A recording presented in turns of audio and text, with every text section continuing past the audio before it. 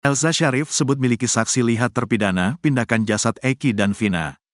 Pengacara Ibtu Rudiana mengklaim memiliki saksi yang melihat terpidana memindahkan jasad Eki dan Vina ke jembatan Talun Cirebon. Menurut pengacara Ibtu Rudiana, dua terpidana kasus Vina Cirebon juga sempat mengetuk rumah warga dengan kondisi baju penuh darah. Meski mengklaim memiliki saksi baru, namun Elza Sharif tetap emosi ketika dinilai berhayal. Motif kasus Vina Cirebon masih menjadi polemik antara pembunuhan atau kecelakaan. Ada sejumlah saksi yang mengaku Eki dan Vina mengalami kecelakaan tunggal sekitar pukul 22 waktu Indonesia Barat pada Sabtu tanggal 27 Agustus tahun 2016 di jembatan Talun Cirebon. Namun Ibtu Rudiana dan keluarga Vina masih berkukuh bahwa motif kasus ini adalah pembunuhan. Pengacara Ibtu Rudiana, Elza Sharif mengklaim memiliki saksi yang melihat terpidana kasus Vina Cirebon memindahkan dua korban dari lahan kosong ke jembatan Talun.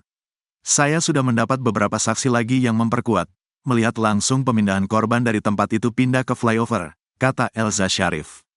Elza mengatakan ada dua orang yang melihat Eko Ramadhani, Eka Sandi, Supriyanto, Hadi Saputra, Rivaldi, Jaya, Saka Tatal dan Sudirman memindahkan Eki dan Vina.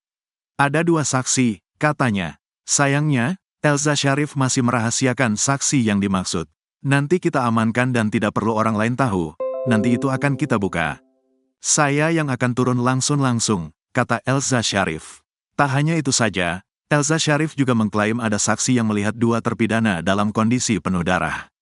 Kemudian yang melihat dua terpidana ini yang minta tolong ke suatu rumah, di mana bajunya semua penuh darah, kata Elza Sharif. Ia pun meminta agar tak selalu menyudutkan Ibtu Rudiana di kasus Vina Cirebon. Banyak lagi yang saya tidak perlu. Jangan selalu mengecilkan klien saya. Menuduh klien saya. Itu proses hukumnya kan dari penyidikan Polda Jabar, kejaksaan, sampai ke pengadilan, kata Elza. Selain itu Elza Sharif juga menyinggung tentang surat pengakuan yang ditulis tangan dan ditanda tangan oleh Saka Tatal. Waktu tanggal 1 September kan didampingi, ada fotonya kalau gak salah omnya. Saya ingatkan Bu Titin, ada formulir B4 tulisan tangan Saka Tatal yang mengakui menyesal memukul satu kali Eki, ibu ikut tanda tangan ibu tolong akui itu kan di kejaksaan bukan di Polda. Apa waktu itu Saka Tatal dipukuli untuk menulis pengakuan itu, kata Elza Sharif. Titin Prialianti pengacara Saka Tatal pun tidak menampiknya. Hanya saja Titin menekankan pada tahun 2016 kondisi semua pengacara maupun terpidana tertekan. Kalau 2016 orang suruh nulis apa Saka masih kecil sekarang lebih dahsyatnya 2024 Sudirman sama mengakui setelah viral. Apa kabar 2016 yang mereka betul kondisi penganiayaan, apapun yang ditulis. Mereka juga betul-betul kondisi ketakutan dan tertekan, babak belur berdarah-darah. Sekarang Sudirman 2024 dipaksa tidak mau bertemu keluarga mengakui dia ikut memukul, kata Titin Prialianti.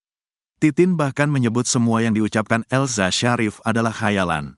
Jadi apapun yang disampaikan Ibu Elza, anggapnya khayalan tingkat tinggi.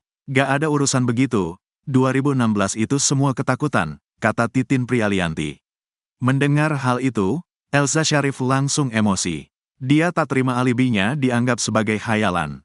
Bu Titin kalau ngomong jangan pakai pribadi ya Anda menyerang pribadi. Saya gak pernah menyerang Anda, bilang pusinglah. Sekarang khayalan tinggi. Saya bicara fakta jaga mulut Anda ya, mulut gak dijaga, kata Elza Sharif pengacara Ibtu Rudiana. Jaksa tolak bukti baru 6 terpidana kasus Vina Cirebon. Sejumlah dalil peninjauan kembali atau PK yang diajukan 6 terpidana kasus pembunuhan Vina Cirebon dan Muhammad Rizky di Cirebon, Jawa Barat ditolak jaksa penuntut umum. Diketahui, Pengadilan Negeri Cirebon menggelar sidang kedua dengan agenda tanggapan termohon pada Senin, tanggal 9 September tahun 2024. Keenam terpidana itu adalah Jaya, Supriyanto, Eko Ramadhani, Eka Sandi, Hadi Saputra, dan Rivaldi Aditya Wardana. Renanda Bagus, salah satu jaksa, mengatakan, keterangan sejumlah saksi yang diajukan pihak pemohon tidak termasuk novum atau bukti baru. Keterangan saksi yang dimaksud dalam memori PK adalah Saka Tatal, Teguh, dan Liga Akbar. Keterangan para saksi tersebut bukanlah novum karena keterangan itu telah disampaikan saksi dalam persidangan 2017, di bawah sumpah dan dinyatakan dalam keadaan bebas, ungkapnya. JPU juga menolak keterangan Dede Riswanto yang dijadikan salah satu novum tim kuasa hukum para terpidana. Dalam memori PK pemohon, Dede menyatakan mencabut kesaksiannya saat diperiksa oleh penyidik pada 2016. Dede mengaku telah berbohong karena merasa ditekan. Namun, menurut Renanda, pencabutan keterangan itu tidak termasuk novum. Sebab, Dede telah menyampaikan kesaksiannya di bawah sumpah meski tidak hadir langsung di pengadilan pada 2016. Dalam surat pernyataan, tidak ada tekanan atau intimidasi pada Dede, ungkapnya. Renanda menambahkan, alasan pemohon mengajukan PK karena adanya kekhilafan hakim juga tidak bisa diterima. Menurut dia, putusan hakim telah berdasarkan asas hukum dan fakta persidangan. Pandangan pemohon bahwa terjadi peradilan sesat pun dianggap mengada-ada. Dalam memori PK pemohon, beberapa alasan kekhilafan hakim adalah adanya dua laporan berbeda terkait penetapan tersangka. Sementara, jaksa lainnya, Solihin, mengatakan, hal itu masuk dalam ruang lingkup pra-peradilan, bukan dalam PK. Solihin juga membantah alasan pemohon bahwa hakim telah mengesampingkan informasi tidak adanya pendampingan hukum tersangka setelah ditangkap. Menurut dia, sesuai fakta persidangan, para tersangka memutuskan tidak menggunakan haknya mendapat pengacara saat itu. Begitu pula dengan pendapat tim kuasa hukum PK bahwa kliennya mendapat penyiksaan saat penyidikan. Pernyataan tersebut tidak berdasarkan hukum. Semestinya para terpidana dapat membuktikan kekerasan fisik tersebut dalam bentuk visum, ungkap Solihin. Sementara, Jutek Bongso, kuasa hukum para pemohon, keberatan dengan tanggapan termohon. Novum yang kami ajukan ini belum pernah dihadirkan di persidangan sebelumnya. Keterangan Dede, misalnya, belum pernah ada. Kesaksiannya hanya dibacakan, kata Jutek Bongso, tim kuasa hukum pemohon. Begitu pula dengan saksi-saksi yang mengungkap bahwa Vina dan Rizky diduga mengalami kecelakaan. Sejumlah saksi itu, katanya, belum pernah dihadirkan di persidangan sebelumnya. Kami ingin buktikan bahwa itu bukan pembunuhan, tapi diduga kecelakaan, ungkap Jutek. Pihaknya pun menduga majelis hakim khilaf saat memutus kasus ini karena minim metode pembuktian ilmiah. Rekaman pemantau atau CCTV di tempat kejadian perkara, misalnya, tidak pernah dibuka. Begitupun dengan pengambilan tes DNA, asam deoksiribonukleat, korban. Jutek meminta jaksa juga fokus terhadap pokok material dalam sidang PK kasus Vina ini. Kalau jaksa berpendapat lain dan menghadirkan hal-hal formil, sah-sah saja. Itu haknya jaksa, tapi kami sudah jelas dalam menguraikan peristiwa yang sesuai fakta sebenarnya, ujarnya. Bakal ada kejutan besar dalam sidang lanjutan PK terpidana kasus Vina. Sejumlah fakta baru siap diungkap pada sidang lanjutan peninjauan kembali, PK, para terpidana kasus Vina Cirebon. Sidang yang dijadwalkan berlangsung pada Rabu, tanggal 11 September tahun 2024, akan menghadirkan saksi-saksi penting yang dibagi menjadi 4 klaster utama. Satu di antara anggota tim kuasa hukum para terpidana, Yan S. Huta Barat, mengungkapkan perincian terkait persiapan ini. Sampai saat ini, ada 39 saksi yang kami siapkan untuk memberikan kesaksian, ujar Yan kepada media, Selasa, tanggal 10 September tahun 2024. Ia menambahkan, beberapa di antara mereka adalah saksi fakta dan ahli yang diharapkan mampu membuka fakta-fakta baru yang belum pernah terungkap. Yan menjelaskan, para saksi akan dibagi ke dalam 4 klaster. Klaster pertama akan menghadirkan saksi alibi, seperti Okta, Pramudia, dan Udin.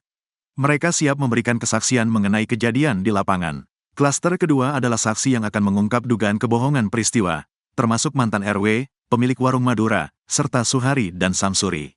Kemudian ada juga klaster saksi yang akan membahas penyiksaan. Renaldi dan Saka Tatal akan memberikan kesaksian terkait hal ini, yang akan diperkuat oleh terpidana lainnya, ucapnya. Klaster terakhir, lanjut Yan, akan menghadirkan saksi kecelakaan lalu lintas, seperti Adi, Purnomo, dan Ismail.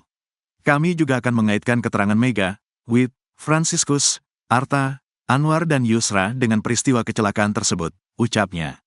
Tidak hanya saksi fakta, persidangan juga akan menghadirkan saksi ahli yang terdiri dari berbagai bidang. Ahli pidana yang akan hadir antara lain Pak Muzakir, Jamin Ginting, Solehudin, dan Ibu Yasmawar dari Medan, jelas dia. Selain itu, ahli penyidikan seperti Susno Duaji, psikolog forensik Reza Indragiri, dan ahli kedokteran forensik Prof. Yoni juga diperkirakan hadir dalam sidang tersebut. Harapannya, saksi-saksi ini bisa memberikan kebenaran dan mengungkap peristiwa lebih terang, katanya.